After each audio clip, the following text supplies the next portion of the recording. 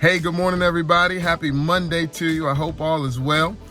Today, we're going to go off-road a little bit, off the beaten path, but still, I think you'll get something from it.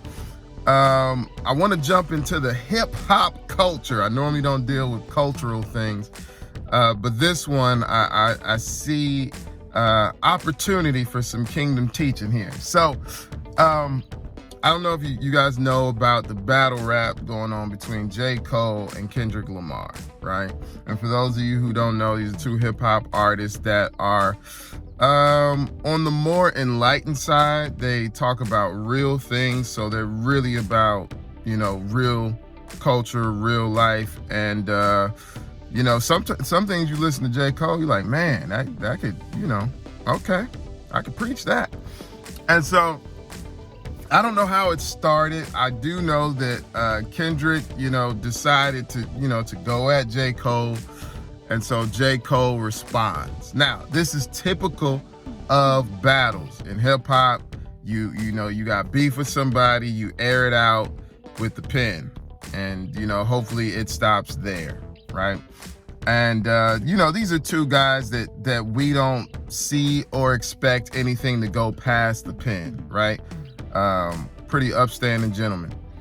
However, after J. Cole's response, he went and apologized and basically said, he's a Kendrick fan, his fans are Kendrick fans, and, he feels silly for even doing it. Now, everybody is lighting J. Cole up.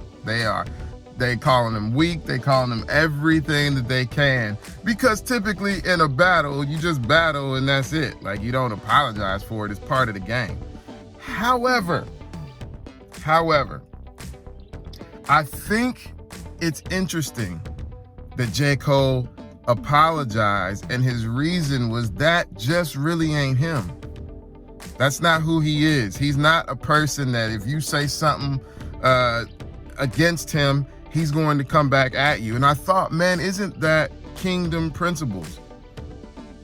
Right? The Bible tells us to turn the other cheek. The Bible tells us to pray for those who despitefully uses us. And so I couldn't look at it like normal terms, like, man, that's weak. I had to look at it, with my kingdom lens on, and with that lens on, wow. I think J. Cole is actually showing strength and apologizing for getting outside of himself.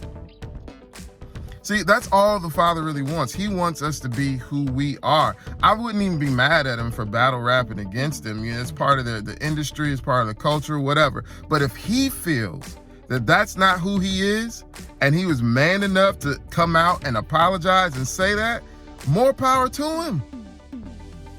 I think it's amazing. I think we get caught up and we get in trouble when we start acting like someone that we are not. And that's something that Apostle talks about all the time. When we act like someone we're not, then we're outside of ourselves. And when we're operating outside of ourselves, we're operating outside of our grace. And I think J. Cole realized he was operating outside of his grace. And when you're operating outside of your grace, you never know what the enemy has in store. You never know what could come down the line from that. So shout out to J. Cole.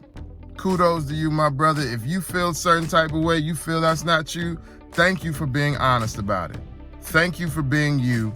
And I hope we can all learn a lesson in that we should just be us. We should just strive to be the best us we can be, the version of us that the Father has called us to be. And don't worry about what anybody else thinks about your fake self.